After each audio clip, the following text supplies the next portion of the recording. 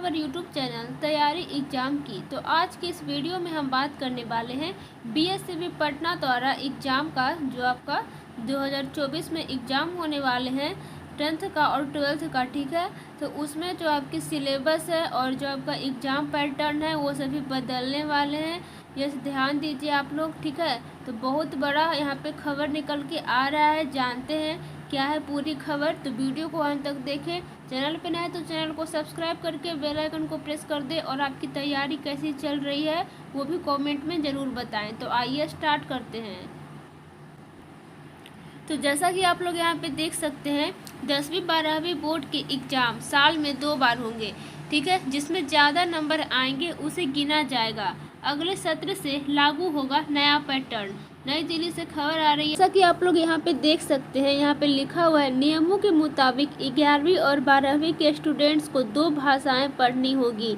यहाँ पे है इनमें से एक भारतीय भाषा होनी चाहिए। ठीक है, और देखिए यहाँ पे 10वीं और 12वीं की बोर्ड परीक्षाओं के पैटर्न में बड़ा बदलाव होने जा रहा है। जी हाँ, केंद्रीय शिक्षा मंत्रालय ने बताया कि साल में एक बार होने वाली बोर्ड परीक्षाएं अब 2 बार होगी। ठीक है, जैसे कि आप लोग बोर्ड एग्जाम देते हैं ना फाइनल वाला, वो अब 2 बार होने वाली है। दोनों एग्जाम में से जिसमें स्टूडेंट के ज़्यादा नंबर आएंगे उसे गिना जाएगा। ठीक है, यह फैसला बुधवार को नई राष्ट्रीय शिक्षा नीति को लेकर हुई बैठक में लिया गया। आगे देखिए यहाँ पे खबरें आ रही हैं। केंद्रीय शिक्षा मंत्री धर्मेंद्र प्रधान के मुताबिक नई राष्ट्रीय शिक्षा नीति 2020 के तहत बोर्ड परीक्षाओं का नया ढांचा तैयार हो गया है। ठीक है, ध्यान देंगे जो नया ढांचा वो तैयार हो चुका है और 2024 के शिक्षा सत्र में यहाँ पे किताबें भी इसी के हिसाब से तैयार होगी। ठीक है, किताबें भी तैयार हो रही है। ठीक है, इस नए पैटर्न का मकसद है कि बच्चों का फोकस विषयों पर बना रहे। माना जा रहा है कि जल्द राज्यों के बोर्ड इस बारे में निर्देश जारी कर सकते हैं। ठीक है, जल्द ही जारी हो सकता है। फिलहाल नई शिक्षा नीति में 2 बार बोर्ड परीक्षाएं कराने की सिफारिश जोड़कर केंद्र को भेज दी गई है। उधर तमिलनाडु और केरल के सरकारों ने यहाँ पे पहले ही नई राष्ट्रीय शिक्षा नीति को लागू करने से मना कर दिया है। कर्नाटक भी इस दिशा में आगे बढ़ रहा है। ठीक है, तो वो तो दूसरे राज्य की बात हो गई। तो यहाँ पर देखिए 11वीं 12वीं के स्टूडेंट्स को पढ़नी होगी 2 भाषाएं। अब 11वीं और 12वीं के स्टूडेंट्स को 2 भाषाएं पढ़नी होगी। इनमें से ध्यान देंगे एक भारतीय भाषा होनी चाहिए। हालांकि स्टूडेंट को सब्जेक्ट चुनने की छूट होगी, हो साइंस लो, आर्ट्स लो, कॉमर्स लो, इसमें कोई प्रॉब्लम नहीं होने वाली है। ठीक है, तो उन पर चुनी गई स्ट्रीम के आधार पर कोई प्रतिबंध नहीं होगा, वही बात यहाँ पे बताया जा रहा है। ठीक है, और बात करें आगे की यहाँ पे, तो देखिए फिलहाल नई शिक्षा नीति में 2 बार बोर्ड परीक्षाएं कराने की सिफारिश जोड़कर केंद्र को भेज दी गई है। ठीक है, किताबों का सिलेबस कम होगा, कीमतें भी घटेगी। तो देखिए शिक्षा मंत्रालय ने बताया कि एकेडमिक सेक्शन, ध्यान देंगे 2024 के लिए किताबों में भी बदलाव किया जा रहा है। जो आपका बुक है एनसीईआरटी का सिलेबस है उसमें भी बदलाव किया जा रहा है। किताबों में अब भारी भरकम सिलेबस भी नहीं रखा जाएगा।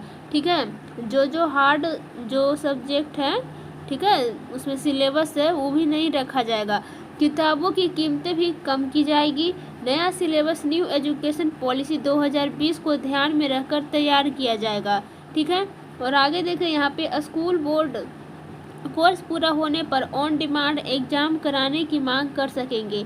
इन बदलावों के पीछे का उद्देश्य स्टूडेंट्स को महीनों तक बोर्ड परीक्षाओं की तैयारी करने के मुकाबले उनकी समझ और उपलब्धि का आकलन करना है। स्कूल बोर्ड कोर्स पूरा होने पर ऑन डिमांड एग्जाम कराने की मांग कर सकेंगे। इन बदलावों के पीछे का उद्देश्य स्टूडेंट्स को महीनों तक बोर्ड परीक्षाओं की तैयारी करने के मुकाबले उनकी समझ और उपलब्धि का आकलन करना है। ओके, और आगे देख सकते हैं आप लोग यहाँ पे खबरें आ रही है। अब पढ़िए 2 बार एग्जाम क्यों। ठीक है, आप लोगों के भी मन में डाउट आ रहा होगा कि जैसे कि बिहार बोर्ड जो है, ठीक है, तो जो फाइनल बोर्ड एग्जाम होता है 10th का या 12th का, जो एक बार ही होता है, आप लोगों को भी पता है। एक पहले होता है उसे सेंटअप एग्जाम कहते हैं, वो स्कूल में ही होता है। अब देखिए कि 2 बार क्यों हो रहा है। 2 बार बोर्ड परीक्षाओं को लेकर कुछ तर्क भी दिए गए हैं। इसके मुताबिक इससे बच्चे अपनी तैयारियों का मूल्यांकन खुद कर सकेंगे। ठीक है, कि आपकी तैयारी कितनी हुई है। आगे यहाँ पे उन्हें एक ही सब्जेक्ट या उससे जुड़े तथ्यों को साल भर याद रखने की ज़रूरत नहीं पड़ेगी। ठीक है, अब देखिए यहाँ पे आपको रटना नहीं पड़ेगा, इसीलिए नई किताबें भी तैयार कराई जा रही है। ठीक है, अभी तैयार कराई जा रही है, अभी हुई नहीं है। तो इससे महीनों तक कोचिंग लेने या याद रखने के बजाय समझ और योग्यता का मूल्यांकन करने की दक्षता बढ़ेगी। जैसे कि आप लोग कोचिंग वगैरह जाते हैं तो आपको बहुत ज़्यादा रटना पड़ना है। ठीक है, रटना पड़ता है, पढ़ना पड़ता है, तो आपकी दक्षता बढ़ेगी। ठीक है, मूल्यांकन की तो विषयों की गहरी समझ और उसका व्यवहारिक कौशल सशक्त होगा। ठीक है, कला विज्ञान के अलावा भी नए विषय चुन सकेंगे। यहाँ पे देखिए बच्चों को आर्ट, साइंस या कॉमर्स के अलावा नए विषय चुनने का मौका मिलेगा।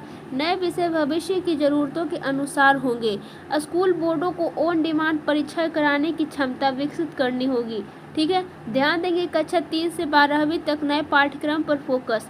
धर्मेंद्र प्रधान ने बताया कि नई शिक्षा नीति का करिकुलम केंद्र को सौंप दिया है।